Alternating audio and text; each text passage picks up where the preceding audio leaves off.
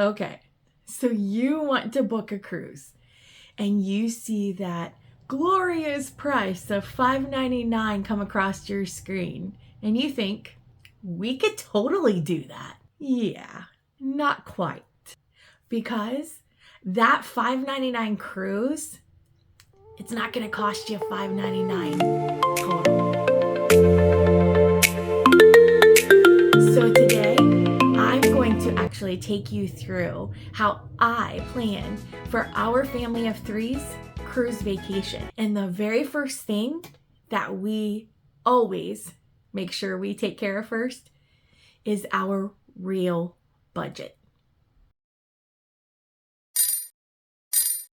Hey guys, I'm Amber with Figuring It Out with Amber, and yes, I'm a travel agent. So I definitely look at planning a cruise a little bit differently. However, when I'm planning our cruise for my family, I have to look at the exact same things that everyone else would to make that decision on a cruise. Where do we want to go? What ship or what cruise line do we want to travel on? Where do we want our cabin? I already know where that's going to be.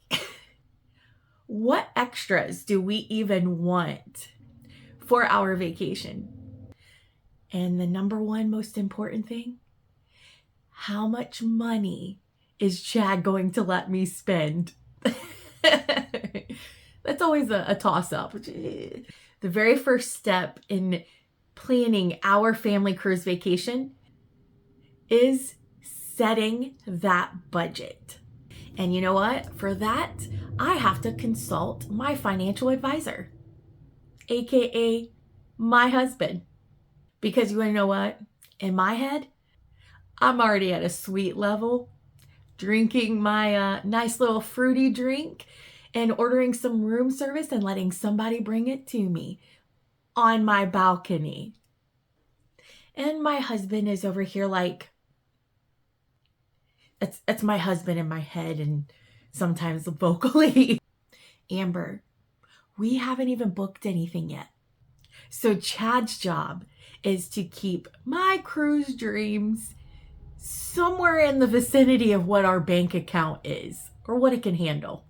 So one of the biggest mistakes that people can make when scheduling and booking that cruise is actually thinking that that cruise fare that they saw online is their total cruise vacation cost.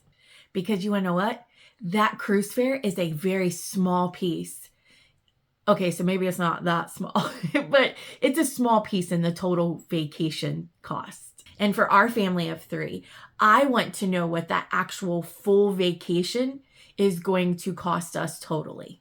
So the things that I include in our vacation budget is going to be that cruise fare, all the taxes and fees, plus that gratuities, the gas or airfare it is to get to that port, the cost of that hotel for the night before your cruise leaves stay. Also, you have to think about that parking. So that's also included in there at the port, as well as any excursions that you want to add on to each one of the ports that you visit, any drink packages or drinks you may have on the cruise ship, the internet on that ship, as well as any food or traveling expenses to get down to that port. And then souvenirs and extra spending money. You got to include all of that into it. And you want to know what else? Of course, you have to include all the stuff that I didn't plan on buying, but we did.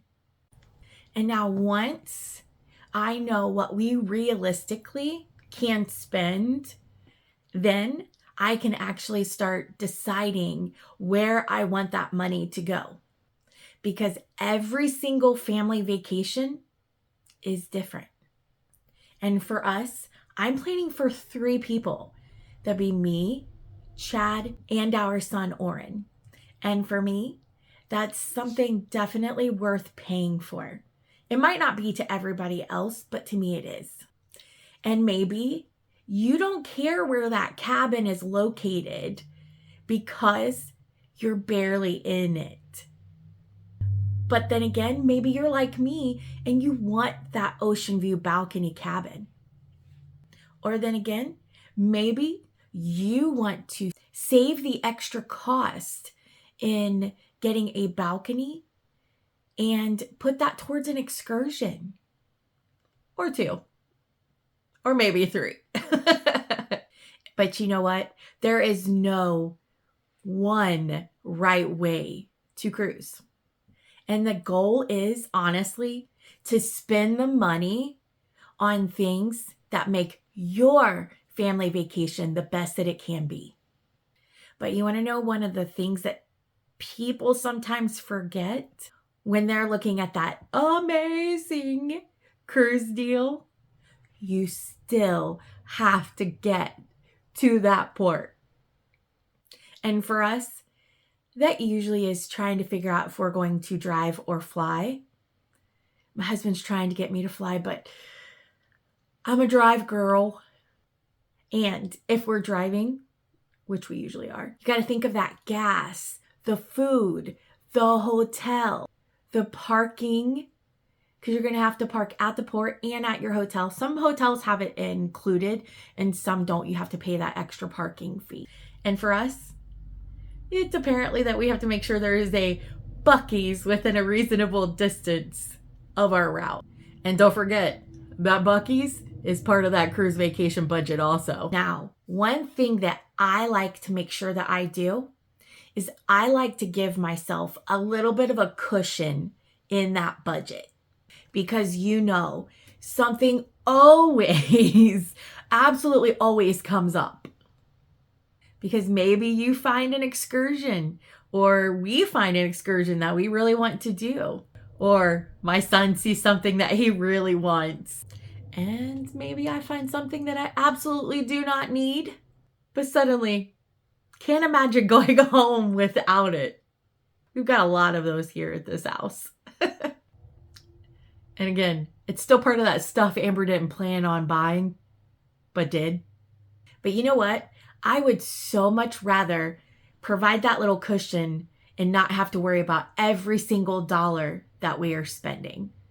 So if we do have those incidentals, then we are fine and we know we can afford it. So before I get obsessed with searching for that ship, or before I start picking a cabin also, we already know what I'm going to go with. And definitely before we start even looking at excursions, I figure out what we as our family of 3 can comfortably spend on that entire vacation and not just the advertised cruise price. Because you know what? I don't want to book a $599 cruise and somehow end up with a $4,000 cruise that I wasn't prepared for. But once my financial advisor, approves that budget, then I get to do the fun part.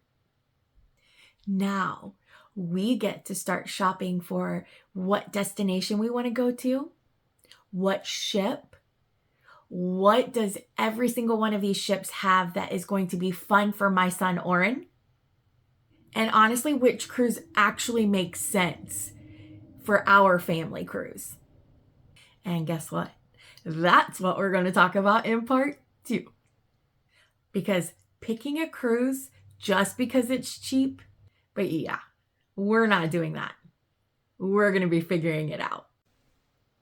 And guys, that is how I plan our cruise vacation for our family without completely losing my mind or giving my financial advisor, aka my husband, a heart attack.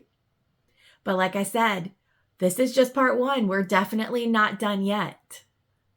There's still packing, excursions, cruise outfits, and all those little things that I'll probably forget up until the very last minute.